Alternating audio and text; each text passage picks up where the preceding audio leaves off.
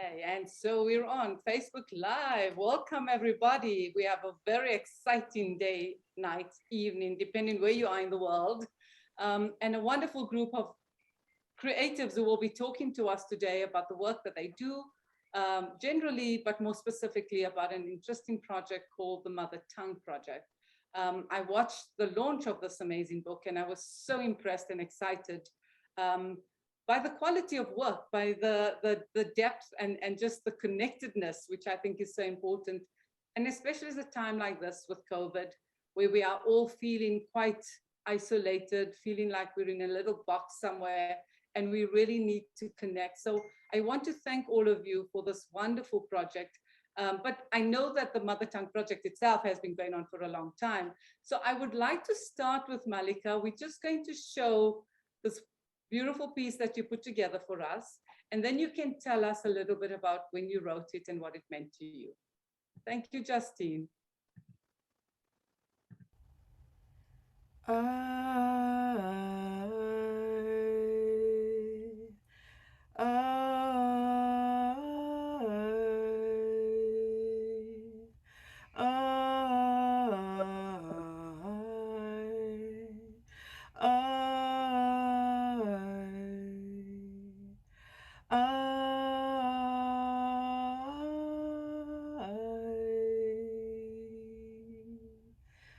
Pieces of a dream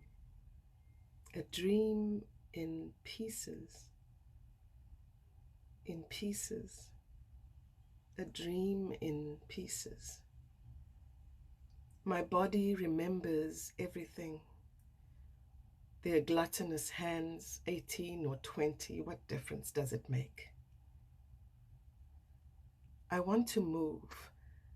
I want to move. But where's the roof over my head? When I made my cross, did I make a mistake? My letters fall, torn sheets of tears, the rainbow disappears. Can't believe I made it to the other side. I'm here, in this promised land. No more running, I'm alive, standing right next to you, waiting to be welcomed, knowing I am not alien or invisible. Even without a number, a file, or some official stamp, I exist. I am human. I am your brother, I am your sister. I'm here to start again. Pieces of a dream. Pieces of a dream. A dream in pieces. Pieces. My body remembers everything. The biting wind of my nights on the street, the smell of semen and sweat, dirt and blood, the taste of honey when she touched my skin, the sound of children above the guns, laughing, giggling, whispering their secrets, their dreams. My body remembers everything. I sing this new anthem. Only some of the words make sense. Bold letters spell out our needs, our pain. A sea of protest placards swells in the city again, reminding me of days far worse than this. I call on the ancestors to wash the slate of fear and hatred clean. They take their time to answer. Nothing here is as simple as it seems. Pieces of a dream in pieces, a dream. I tell my story. The policemen laugh. Others walk away. They tell me I'm infected, but my babies will survive. At the end of my dark tunnel, they shine. He confessed to everything, said the buried truth would drive him mad. My ears ring. The details are deafening. I breathe, I howl, I spit, I break and breathe again.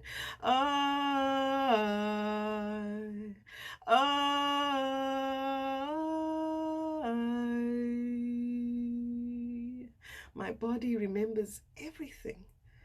Bright flag over coffin, sunflower salute. Toi toi to victory. These days we thought we'd never live to see pieces of a dream in pieces. Someone shows me their map of scars, yet they only speak of hope. A hungry child sings herself an unforgettable lullaby. Gates close, eyes shut, proud statues tumble. Streets are renamed, territories are reclaimed, walls collapse in clouds of dust, electric fences rise. I try to hold your gaze, read the message in your blue eyes. For a few forever seconds, the familiar shadow between us, the past looming. Then you smile, tell me your name, ask me mine. A dream in pieces, pieces of a dream. Frenetic drumming shakes the earth, vibrations dance across the divide. All rivers meet in the sea, we are the same inside. We embrace this time of resurrection. Clear skies meet our endless horizon. In different tongues, we express, we begin to manifest.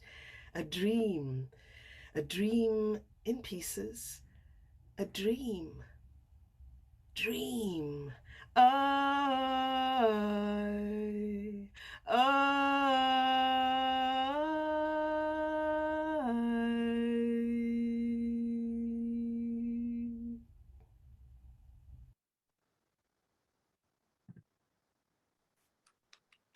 That is absolutely beautiful. Malika, talk to us about this beautiful piece. Sure. Thank you, Firdaus. Thank you. It's so good to be here with my sisters because I think they would know the roots of this particular piece. It feels a bit weird to go right into it outside the context of Mothertongue as an organization that's turning 21 years old, and this is that milestone moment. And this poem takes us across time, both in terms of when the production was made. It was called Uhambo, Pieces of a Dream, made by Mothertongue, which is a collective of women creatives. And I mean, you'll hear all the details about what's been happening over a long time. But this piece, I think, is every time I hear it, even as we are bringing it back to life in the making of a book, I'm really struck both by how it is so viscerally a memory of processes, creative processes, but also where the work was birthed from as a production, but also the poetry that then became part of the script, and then also just how it could be here and now.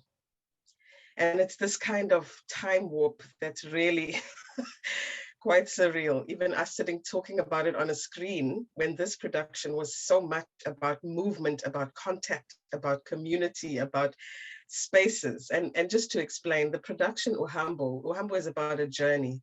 And it was a production that focused on acknowledging, I won't say celebrating, 10 years of democracy in South Africa. And it spoke to women, I don't want to say ordinary women because we're all ordinary and extraordinary, but people using public transport, taxis in South African context, commuters, but also women who have been at the, had experiences of GBVF and were living at extreme states of vulnerability, and looking back at what difference 10 years, what did 10 years of democracy mean for them? So the performers went and interviewed a range of these women, were part of various workshops and processes, and out of their stories, I, as a scriptwriter, was given a tapestry of interviews, really, and credible documentation of these powerful processes and voices, and then tried to create a tapestry that would be used for the production, which physically moved people from different sites, where the two main sites were an actual theater space, which had an exhibition dimension to it, and two minibus taxis. So the audience was not able to sit in the comfort of chairs in an auditorium. They had to move, and they were moved on every level. Even being pushed into a taxi and having to deal with the hidden performers in your face in ways that brought up issues of racism, of injustice, social justice issues. It was really, I missed that. You can feel it. I really miss that sense of making in that way. So this is where the piece comes from. And it does feel very much like a dream that you can both almost have a sensory memory of, but also feel the brokenness of the broken dream. Thanks, Malika. That's wonderful. That the context is important, Sarah. So we're going to show the piece that you had done for us, and then you can give us the full context of the mother tongue. Thank you, Justine.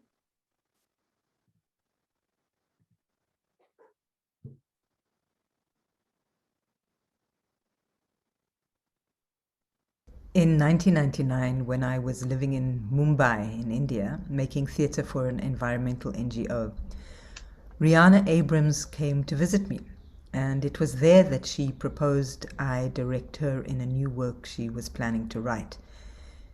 She told me that the work would be a turning point for her, a seminal work, and the only person she could think of to direct it was me. Bearing in mind that we had studied theatre and performance together at undergraduate level, we shared a home while studying and became very close friends over the 4-year period, from 1998 through to 1991.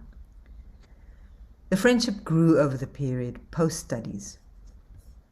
Rihanna made this proposal in 1999, and in 2000, once we had returned to Cape Town, she approached me again and told me that she was close to finishing the script. We were then left with the task of finding funding to make the work. And to this end, we applied to the National Arts Council, the NAC. And in filling out the form, we were required to give ourselves a name. At that point, we hadn't thought about what we would call ourselves. Originally, for numerous reasons, Rihanna had wanted to call the play Mothertongue. And the primary reason was connected to exploring the idea of the tongue of the mother as storyteller. She also wanted to explore what it means to not have access to this tongue. The name was also partly inspired by the image of the Hindu goddess Kali in the pantheon of Hindu gods and goddesses. One of Kali's main functions is to destroy evil forces. She's typically depicted with her tongue sticking out, almost as if it were a weapon to be feared. So when Rihanna and I started filling out the NAC form, we felt that it would be more appropriate to call ourselves Mothertongue and find an alternative name for the production. Mothertongue, for all the reasons I mentioned above, felt energetically spacious enough to contain many ideas and many projects. Although at the time we had no idea we would formally constitute ourselves into an organization. Perhaps subconsciously we knew. Hence the need to find a name expansive enough to contain multiple ideas, projects, and people. This led to us calling ourselves the Mothertongue Project. The production ended up being called What the Water Gave Me, and the correlation between the tongue of the mother as storyteller and the metaphor of water are made explicit by filmmaker, writer, academic, and composer Trinity Minha, who speaks about the storyteller being associated with water in symbolic and feminine ways. The storyteller, like water, is irrepressible in her defiance of being categorized and contained. She is all-inclusive, possessing the immense power and profound wisdom of the universe. She is respected and is honored in the community. Minha equates the storyteller with Great Mother who guards women and presides over all waters.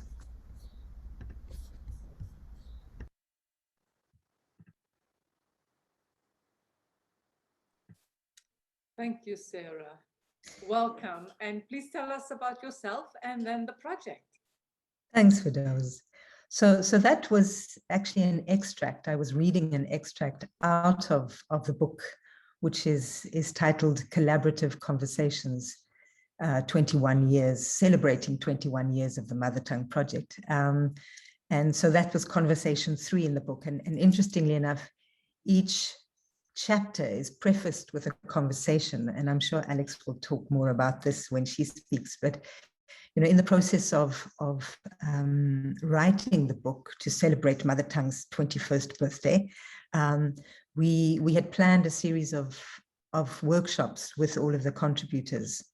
And unfortunately, because of the pandemic, we couldn't meet in live space or face-to-face. So we organized a series of Zoom workshops, and these conversations come out of those Zoom workshops. So each chapter, as I said, is prefaced by a conversation. So it gives the kind of conversational feel that weaves a thread throughout the book.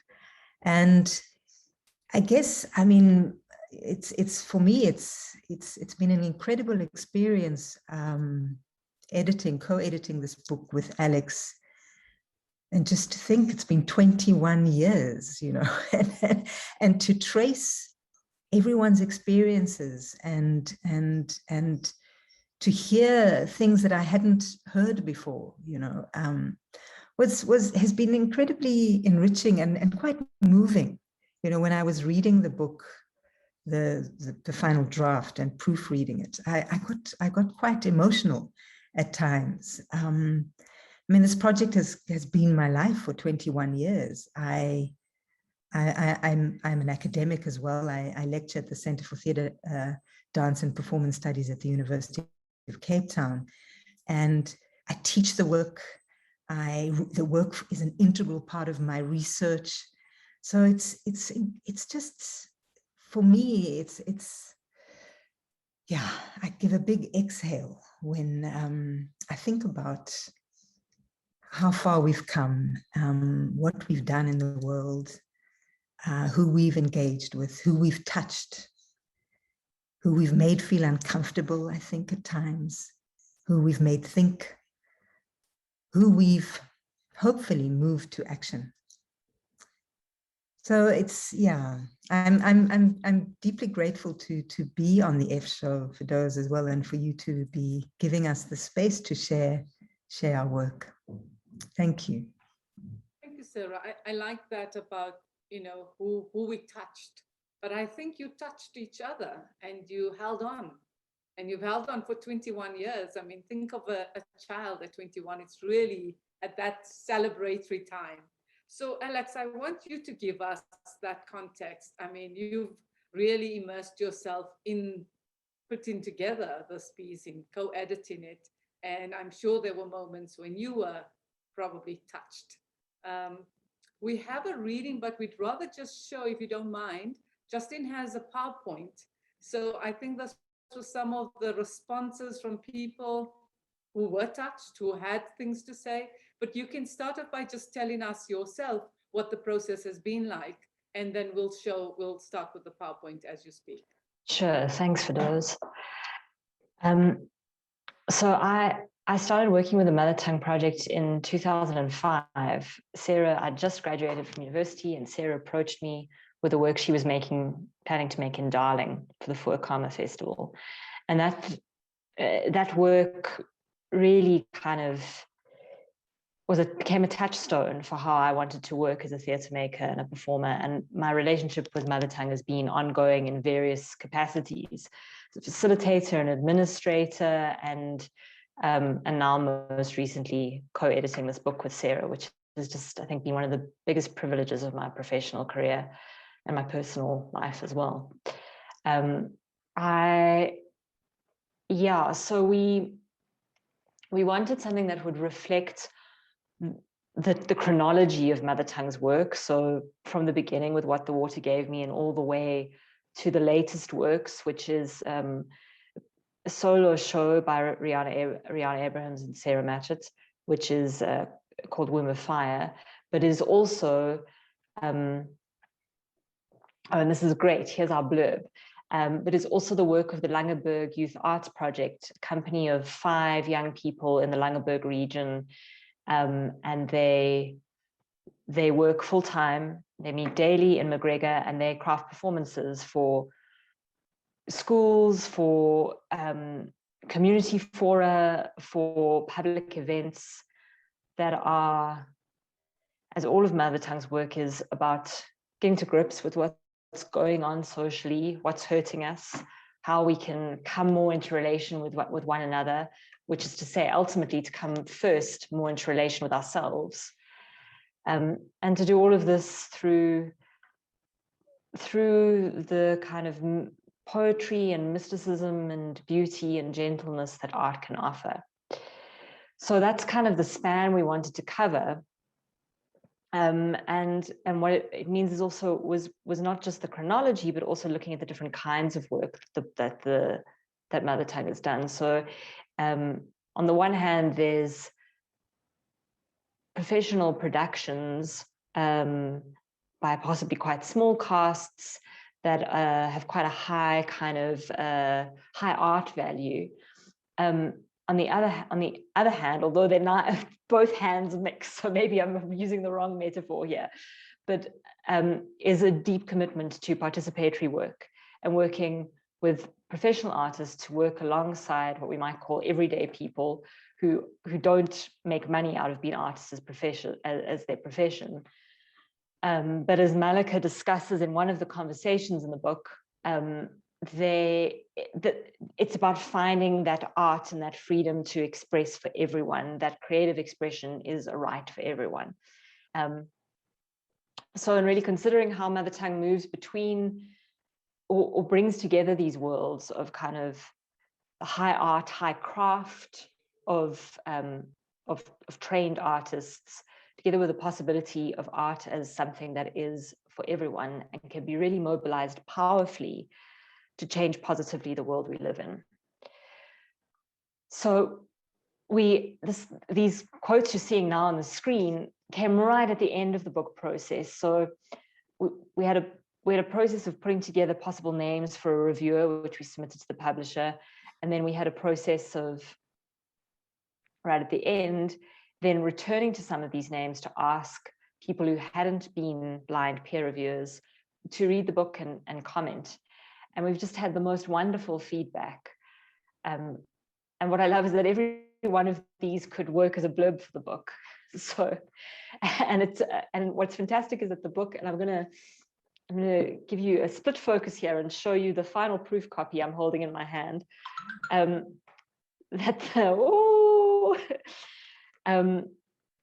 it's got this great, yeah, with the cover is at this moment separable. That it is about conversations. So, and that's really what we've focused on. So making the book started with a workshop, sadly on Zoom, and not in McGregor as we had hoped. And those conversations between the 11 collaborators, which were all people who had worked with Mothertongue over the years, and most of us recurringly, to consider what a book about Mothertongue would include. And then each one of us worked from a point of view of our particular research interest and our particular connection with Mothertongue to produce the various chapters. But what we really wanted was also a graphic feel for the book, for it not just to be about reading an essay, but for you to have a sense of participating in a conversation as you read it, and to have a sense of the kind of visual, tactile, affectual charge of Mothertongue's work. So our graphic designer, to our brief, produced these really wonderful graphic treatments, which we then put transcribed excerpts, which one of the contributors, Mwenya Kabwe, edited, of the conversations we had had in those Zoom discussions, and then some interviews that Mwenya had done. So the result is a book that is absolutely textual, but is also very visual, and we hope offers a participatory conversational experience. And like Sarah, I think by the time I got to the final proof, I was able to just kind of be more in my technical mode. But every reading I had to do from first drafts until just before that final proof found me very moved at this work that Mothertongue has done, that all the individuals involved in it have done, and also the ways in which those of us who had been connected to it and were writing this book were able to articulate so finely what Mothertongue does and the value, the magic, the kind of this alchemy that we spoke about in the workshop that the project offers. So I'm going to conclude there. Thanks, And Alex. Firdous, thank you so much for having us. Oh, I do have one more thing to say. What is really wonderful is Sarah and I are in the process of organizing various book launches. And what's been amazing about this is to have a conversation facilitated for you, as opposed to crafting and containing the conversation ourselves. So thank you very much for that. Absolute pleasure. I think as you talk, I think we can all feel that imagery, and we can just feel the intensity of it. It's just, it sounds phenomenal. It's wonderful. You definitely need to do some kind of launch with, I know you did it with some excerpts from different people, but I think another group of performers just to perform some of those gems. It's just beautiful. Thank you. So Nina, we come to you. Please introduce yourself. Tell us what you do. I saw that you are also part of the radio initiative in Cape Town. You know, I was involved a long time with Bush Radio and Uncle Zain Ibrahim, and I chair the Children's Broadcasting Foundation for Africa. So there's a lot of connection there. And I was really happy to see and meet you here. Welcome. Thank you. Thanks, Firdous. Yeah, I've left the world of radio and performance for a little while, and I'm a researcher in sustainable development. And but all of my interests really come together in this space. And like Alex said, you know, each of us really spoke to our strengths in how we crafted our chapters. And so I have a real interest in development, understanding arts as a tool for development, understanding self-empowerment as a tool for development. And I'm really enamored and inspired by the way that Mothertongue approaches development using arts practice. And so the chapter that I co-created with my Mothertongue colleagues, Makgati and Ntombi, what we did was that we interviewed the young people who are company members of the Langeberg Youth Arts Project. And through a series of interviews and conversations, we transcribed their reflections and their experiences of living in a wine growing area. It's a rural part of the Western Cape in McGregor. And McGregor is really at the end of a road. So when you get to the end of the road, you have a huge mountain range, and that's it. You can't go any further. And there's a sense of not having broad and wide prospects and promise for one's future. And so how Mothertongue lives in the space and has co-created a space with young people is really important for how we understand life in this place. You know, the Langeberg has a racist legacy of apartheid. It is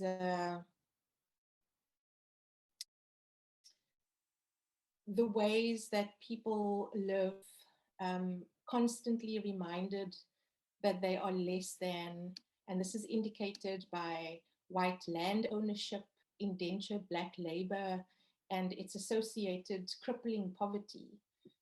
There's the legacy of the DOP system, which is pervasive and enduring.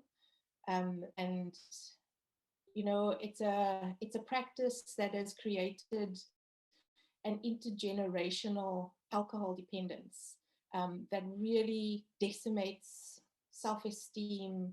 It has poor health outcomes and really impacts personal agency. So within this context of place and history, something that really strikes me is the ways that Mothertongue engages. It doesn't pretend that it's going to solve these huge structural barriers, shackles for young people, and that you're going to be lifted out of your situation and live a happy life that looks different to where you are.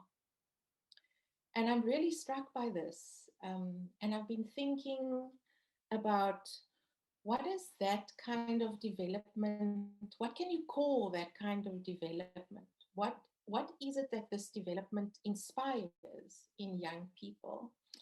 And I've begun to think of it as quantum aspiration.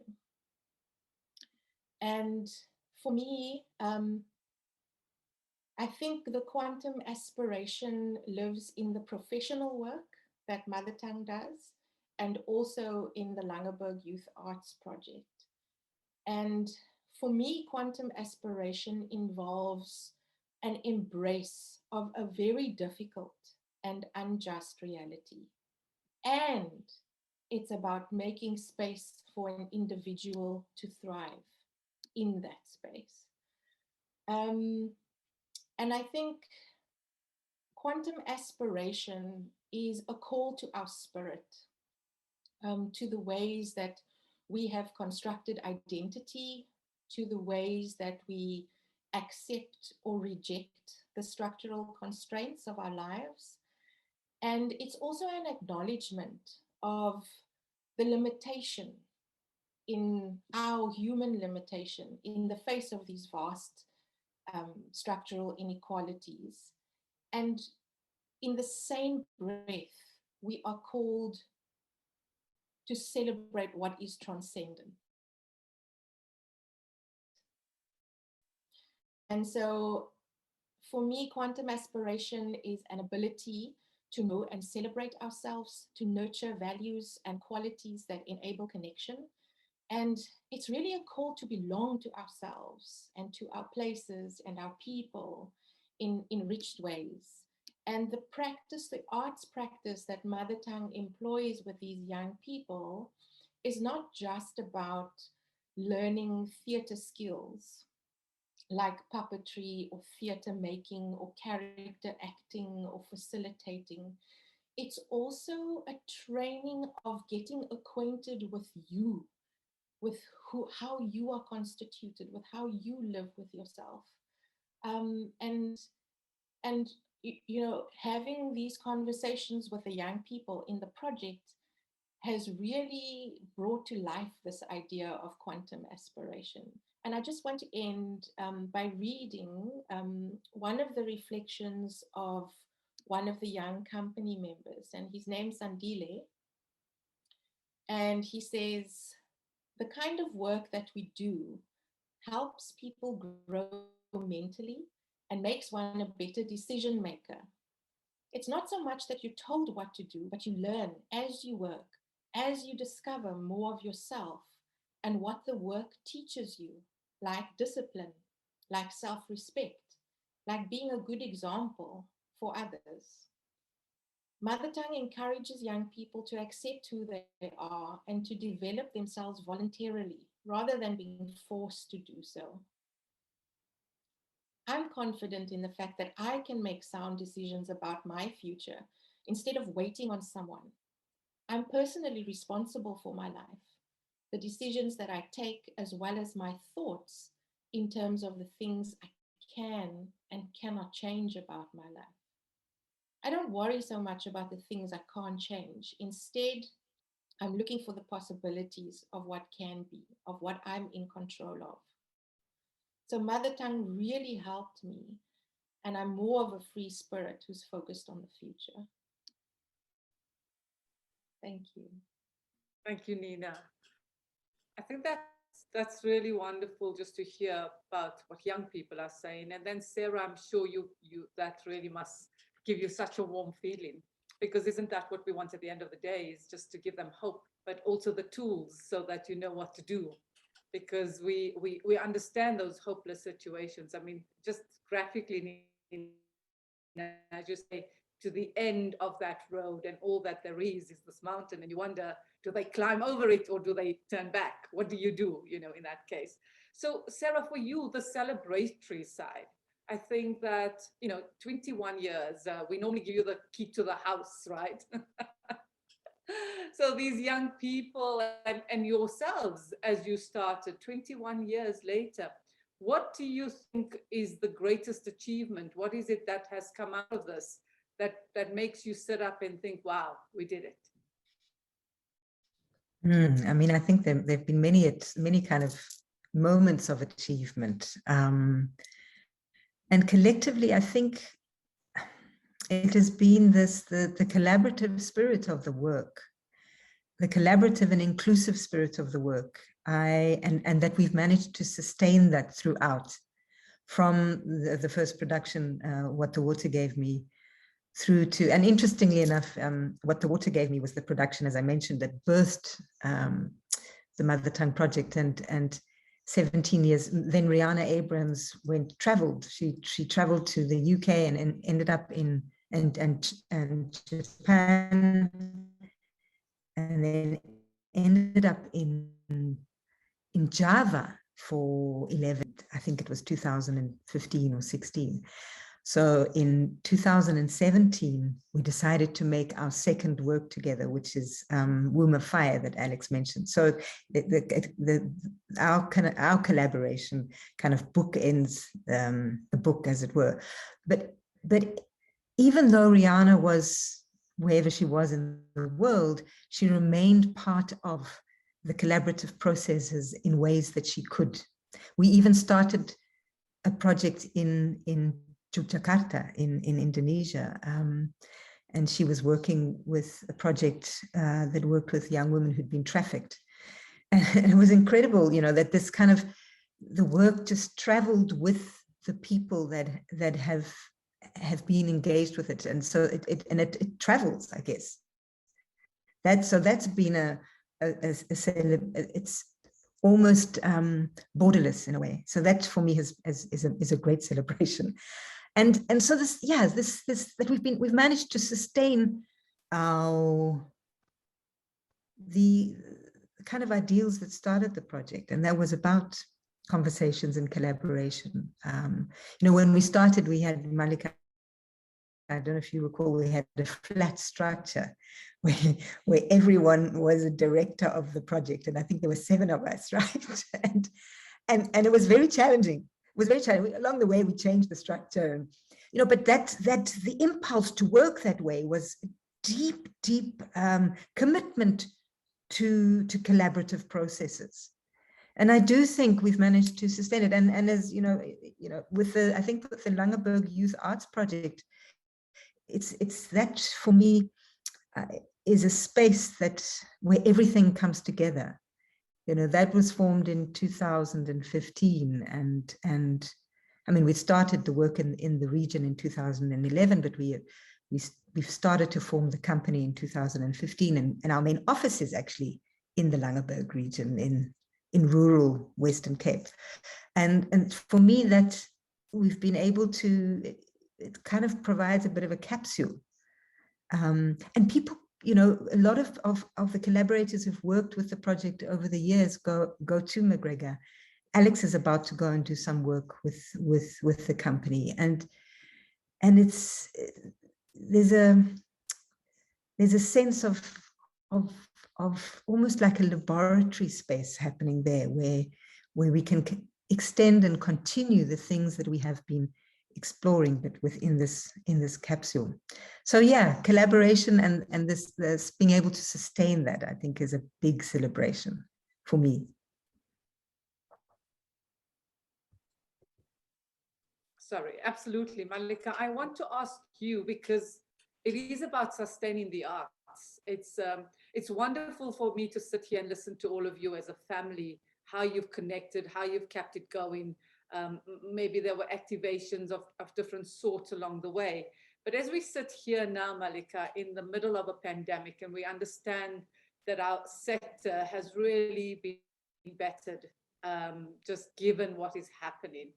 How does the project itself sustain you? But what is it? What are the tools that you have now? What do you share with the younger generation? Ah, I'm trying to. Firstly, I have to respond to what Sarah's been saying, because that's what's filling me up right now, and also how Nina, the wave that Nina brought to this conversation before that. So first thing and it links to what you're asking, because the first thing we think about is deprivation or lack or under-resource. And yet what we've just been talking about is not poverty consciousness. It's about shifting the perception of what resources are available to us, and also looking at the power of the stories that we tell. If we keep reinforcing what isn't there, what hasn't happened, that is literally what we're going to experience. And what Nina was talking about is also in many ways what that inherited visceral story, the gravity of that story. And yes, it's real. And yes, there's a lot that hasn't changed. And yes, there's a lot that can change because we are living and moving. We're still here. We're still breathing. We're still doing the work 21 years later. And if we talk about our lifetimes, we're talking about 40, 50, whatever years later. And I'm mentioning all of this because last night I was celebrating the first year anniversary in a pandemic of the Sustaining Theatre and Dance Foundation. And this organization also birthed another organization called the Theatre and Dance Alliance, which is essentially a network of organizations and individuals who are all saying, we could blame and complain about I don't even want to call him our minister, because there's no ministry. There's no leadership. And I'm happy to say that on a global platform. And because it's just simply the truth, it's evident, and it keeps showing itself to be real and devastating. And so why I mention these two things is because there's a sense of a resurgent and a deeply remembered activism and solidarity that artists themselves, arts activists, arts managers, organizers, crew, everybody who's been impacted in theatre, in dance, but obviously many of us, as we've even been saying in this conversation, are transdisciplinary practitioners. I have a particular passion for health. So arts in psychosocial support, you can hear the resonance with this work. Arts in art therapies, and using poetry in a way that isn't about an elitist page-bound or yo-yo spoken word version of what poetry can do. So there's when I think about what's happening at this time is we are forced to ask those simple questions. Here and now, what do we still have? What can we still do? And as isolated as we can feel, we are finding multiple ways to do things together. And that's absolutely mother tongue ethic. When I was listening to how Sarah was talking about how the work travels, I kept thinking of Rihanna's word, actually. She speaks where we all talk about it, but embodiment. Everybody who's come through the Mothertongue Project has had a life-changing experience. They've had a transformative process, not only in terms of art making and storytelling, but Mothertongue creates and uses very intentionally ritual and embeds its thinking in much bigger issues, resources and mythology and energy than the very earthbound, traumatic and heavy issues of our time, these more day-to-day things that we struggle with. And I witnessed how even in the birthing of this book, you're talking to 4 out of several contributors, and each one of us has gone off and done multiple things. And there's still this web of connection. And what we've come back to celebrate is that it's been growing with or without us. It's been growing in our own lives in ways we weren't aware of, and has infected and informed our practice and how we as individuals relate. So when here and now, when artists are generating work, the sense that we are tapping into a soil that can replenish itself, like the planet, when the humans get out of the way with their idea of how to control things. That's what's happening. It's so powerful. I'm so excited. It's not random that this book is being birthed right now, not at all. Just when you think there's no hope, of course, of course there is. Malika, absolutely. So Nina, I'd like you to talk to me then about the young people again. We understand the issue around hope. And I keep saying with the pandemic, when people are feeling so down, is that you just have to say there is hope, there is so much to celebrate, given everything else that's around us. And there has been a lot that has been difficult. Lost so many artists, we've lost so many people. But what is it, that energy, that hope, Nina, that you give and gain from that interaction with the younger generation that you work with? Thanks, Firdaus. Yeah, hope is a really difficult thing. It's like, it can cut you also because you can develop an expectation for something to be different, and then when it doesn't change, your hopes are dashed, and you must find a different way of building this hope. So for me, like, I understand the importance of hope. And it's not something necessarily that we talk about explicitly in the youth project, but there's something else, and it's about maintaining curiosity, staying with difficult moments to see what else about me, what else about this place, what else about you, what else. And I think that maintaining curiosity is a lot more sustainable than trying to maintain hope. Because there are just too many indicators that tell you it's not going to happen, girl.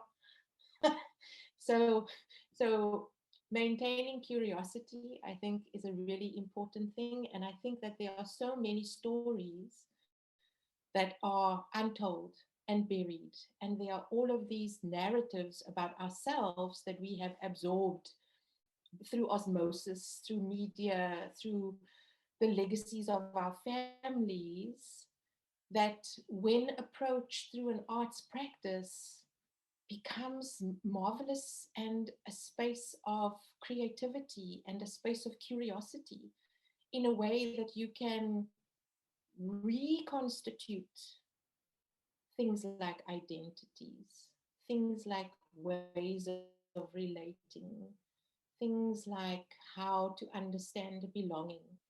And I think that through the poetry work that Mothertongue has done with the young people, through the health awareness public theatre that young people devised, pieces that the young people have devised themselves, there's a new way of constituting a story once you understand the different pieces and put them together in a curious way. And so I think it's always that energy of creating something and reconstituting something that is very alive and valuable, because it displaces a lot that doesn't serve us. And when we can do it on our own terms, with our own vocabulary, it's just so powerful. And I see that in working with these young people, and it inspires me no end. Thank you, Nina. Alex, as we come to kind of winding up, this has been a labor of love, I think, on many levels, and has also probably enriched you as you put this book together with Sarah. And I'm sure there were things that you had to leave out, that everything couldn't be there, that you had to curate this according to whatever thoughts or however you decided, I'm not quite sure. Has that happened, or were you just able to pull it all together? We definitely haven't been able to include all of the works that Mothertongue has done, but I think and I'm throwing this to Sarah as well. I think we have managed to cover more or less the significant works, or certainly representatives of certain kinds of work. So the book does give a really well-rounded sense of what it is Mothertongue does in all its very many different ways and contexts. I'm pleased. I'm pleased. We're all pleased. We're all very pleased. So you feel pleased. Sarah, any thoughts around something that you know couldn't get in there and you had to leave it out because? No, I think we were, Alex and I, when we initially sat down to speak about, you know, I think I need to say this as well. When I had this idea about a book, I knew that Alex was the person to approach to co-edit it with me, and I'm deeply thankful and grateful that I had that idea, because Alex has just been incredible. I think she's also held us all together, because you know everybody has their busy lives wherever they are in the world, but she's kept us on track, you know, and I think we created the structure, and we knew we couldn't fit everything in. And once we'd created the structure and we'd figured out what works we wanted to include, and we approached the contributors who we felt we wanted to be part of the book, after that, you know, we didn't have to leave anything out. So everything that everybody wrote was included in the book. So I think it was at the beginning in the structuring of the book that's when we had to kind of make careful decisions and curate it in a way. But once we'd done that, everything that everybody contributed made it into the book, which was fantastic. I'm asking Justine to show us the cover. I think she's trying to get the cover of the book, because I think this is important. Yes.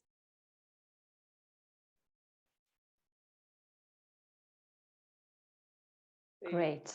And I can also share where it's available for ordering. Yes, please do that, Alex. Okay, cool. I'm going to go ahead then.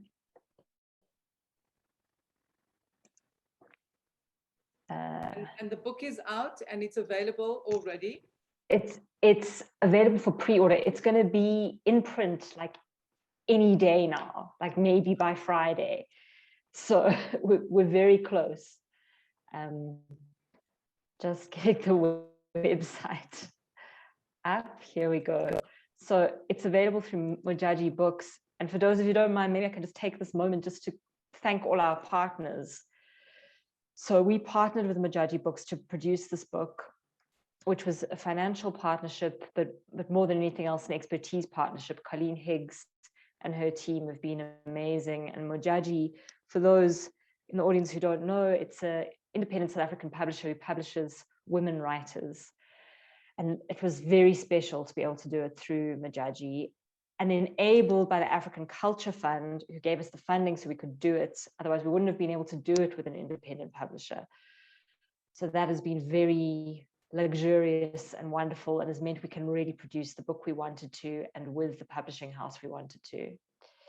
So it's available for pre-order here, and it's meant that we can produce. We've been able to sell a book that, in terms of the quality of images and so on, could retail at a much higher price, but because of African Culture Fund, we were able to keep it at a price of just $3.50, which is great and affordable.